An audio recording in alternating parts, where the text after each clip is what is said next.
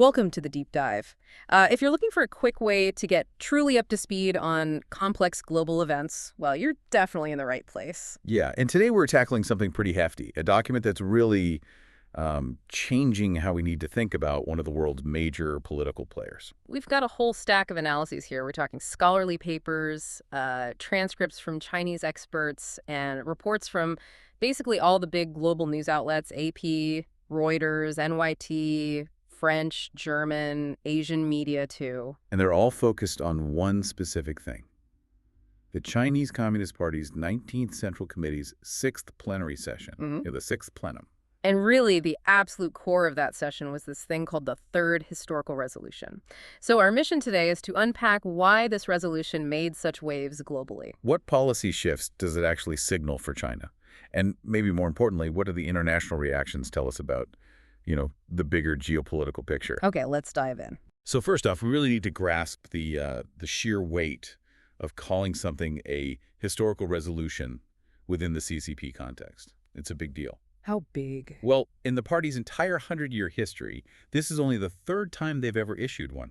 Just the third. Wow. Okay. So it's not just some regular policy announcement then? Not at all. Think of it more like a fundamental restatement of ideology, a foundational text. So only two before this one in a whole century. That makes it incredibly rare. What did those first two actually do? Why were they so important? Okay, so the first one, that was back in 1945. It was absolutely critical for unifying the party ideologically. It cemented Mao Zedong thought as the main guidepost. Right, sort of locking in his leadership position before the end of the Civil War. Exactly. Then the second one, in 1981, that was just as pivotal. It basically cleared out the ideological interference left from the Cultural Revolution. And that paved the way for Deng Xiaoping, didn't it? For his whole reform and opening up strategy. Precisely. It provided the necessary intellectual and political justification for that huge shift. Okay. So these resolutions aren't just looking back, they're actively setting the course for the next few decades. If the first two set the stage for the Mao and Deng eras, what's this third one defining? Well, it very clearly defines the new era.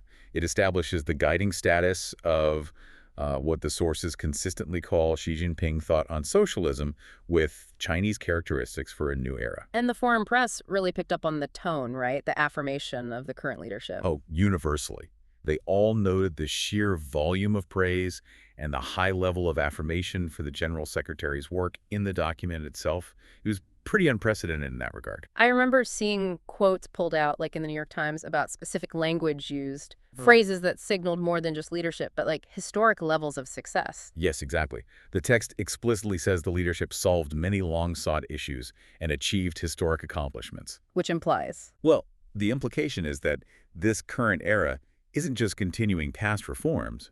It's being framed as a necessary, corrective, and highly successful phase, one that tackled problems the Deng era, perhaps, didn't fully resolve. And we should also talk about the timing. The sources definitely highlighted that this wasn't just some internal memo dropped quietly. It landed right in the middle of some pretty intense global activity. Absolutely. That was noted everywhere. It came out shortly after the first video summit between the Chinese leader and President Biden. And right after COP26 in Glasgow, too. Right. And that timing, well, hardly seems coincidental, does it? It felt like a signal, both internally and externally, saying, look, this is our path and we're sticking to it, regardless of ongoing talks or outside pressures. A declaration of confidence, essentially. You could definitely read it that way, a statement of sovereign confidence on the world stage. Okay, that confidence seems like a good bridge into the actual policy shifts mentioned in the resolution. Looking at Section 2 in our sources, the economic focus, it seems to have moved beyond just chasing GDP growth, which really defined the 90s and 2000s. Yeah, there's a very clear pivot towards what they're calling high-quality development. High-quality development. What does that mean in practice? It means less emphasis on just sheer output, cheap manufacturing, and much more on things like efficiency, environmental sustainability, and critically innovation. So foreign analysts saw this as China moving up the value chain. Pretty much. Shifting the economic strategy to compete right at the top tier of global industry. And tied into this is that concept of common prosperity. That certainly got a lot of attention. Did foreign observers see it as a step back from market ideas? Well, it definitely signals a focus on domestic inequality.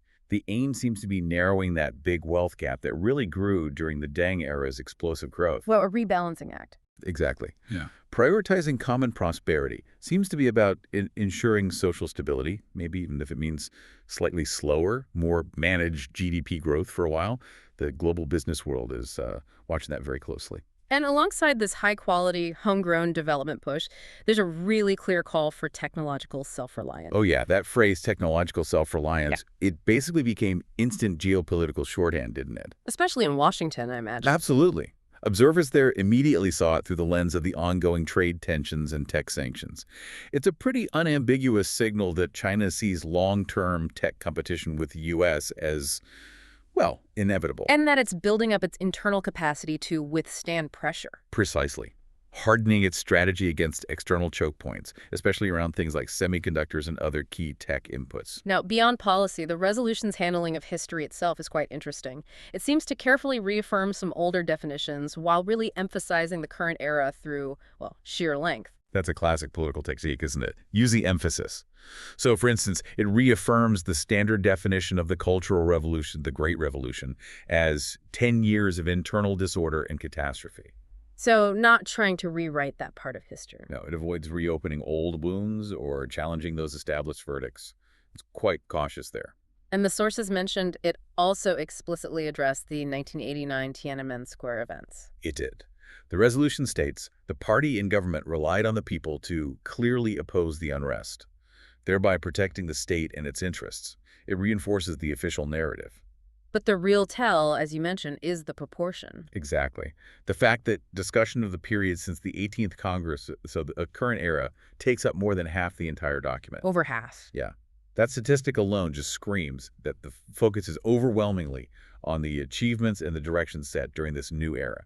This sense of internal consolidation, it was also really reinforced by highlighting the anti-corruption campaign, wasn't it?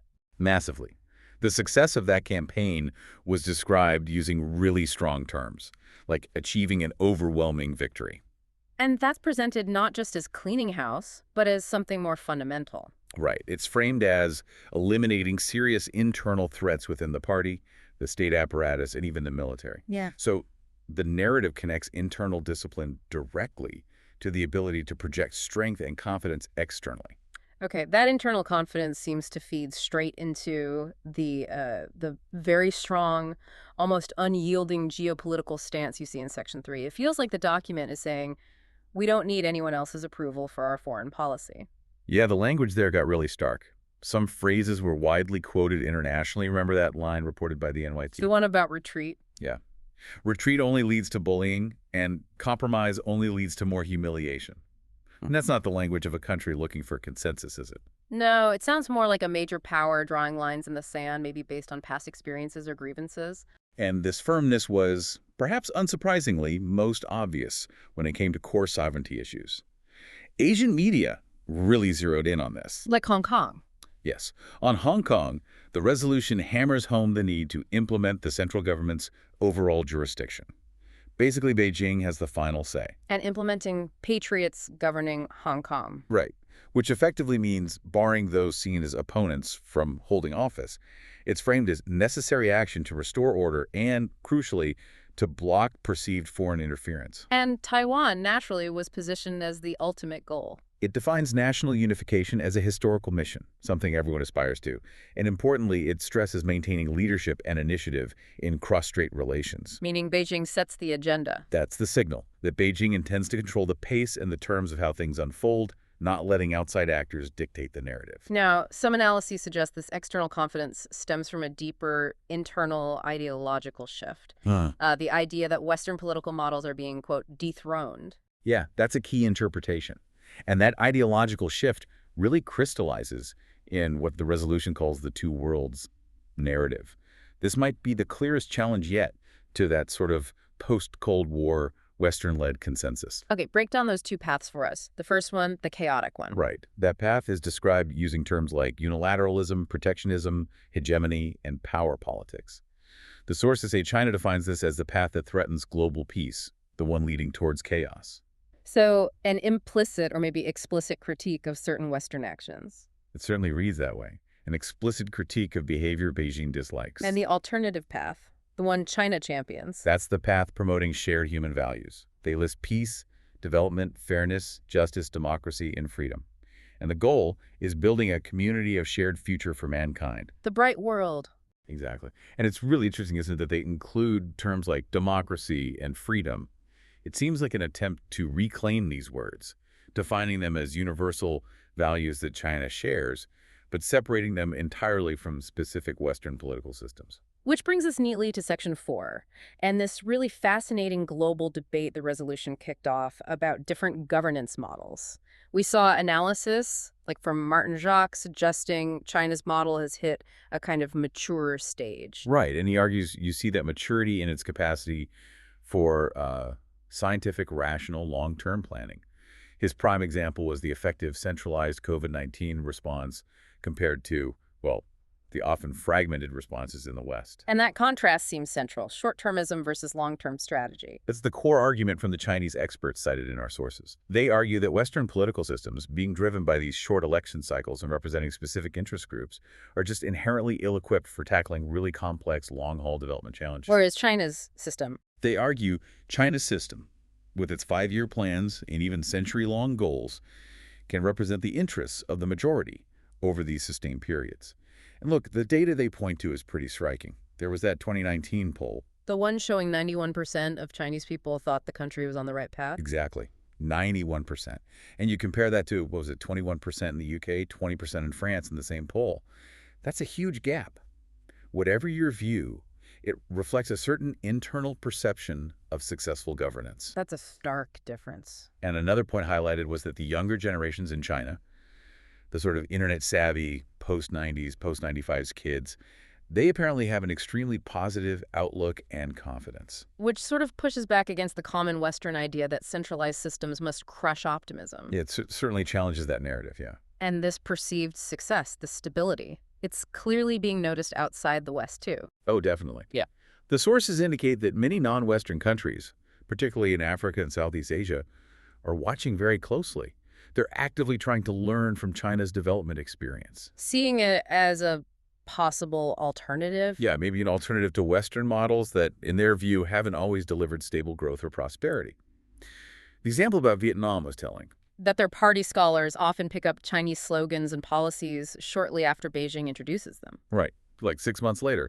That shows direct intellectual borrowing, real influence. Yet despite all this, the internal confidence, the data, the external influence, there's this weird paradox in some Western media coverage. You mentioned France specifically. Yeah, the French media was highlighted as a kind of case study in this. Cognitive dissonance. Sources acknowledge the undeniable century of achievement, China becoming the world's second biggest economy. But the overall tone was still negative. Overwhelmingly negative, yeah. Lots of focus on fears about China, aiming for global economic dominance or becoming more autocratic. So it's that classic tension between acknowledging the facts on the ground and maybe ideological discomfort. Precisely. One source actually called it the concept of the two Chinas. There's the media-created China, seen through a filter of fear and ideology, and then there's the real China, focused on its own governance and long-term plans. And the resolution is the CCP's attempt to sort of force a reckoning between those two images. That seems to be a big part of the goal, yes. Okay, so if we try to pull all this together, this third historical resolution, it's clearly way more than just a history recap. It's like an official blueprint, right? Yeah, a foundational document. It defines China's next phase, asserts its self-confidence, and really draws a clear ideological line, challenging that dominant Western governance narrative head-on. It's a statement that China believes it's not only on its own successful path, but that it's also defining its own global values. And offering its governance approach as a legitimate alternative for others to consider. Which leads us perfectly into our final thought, something provocative for you, the listener, to mull over. If, and it's a big if, based on this resolution and some observers, if the multi-party short-term election model inherently struggles with huge, long-term, century-spanning goals, then what are the real implications of China's demonstrably successful long-term governance model, especially for developing nations looking for stability and prosperity? What parts of that success, if you could somehow strip away the political ideology completely, might actually be transferable? Are there lessons there? It's definitely worth exploring that idea of governance maturity versus constant political churn in your own thinking. So what does this all mean for you? Keep digging into the sources. Thanks for joining us on the deep dive.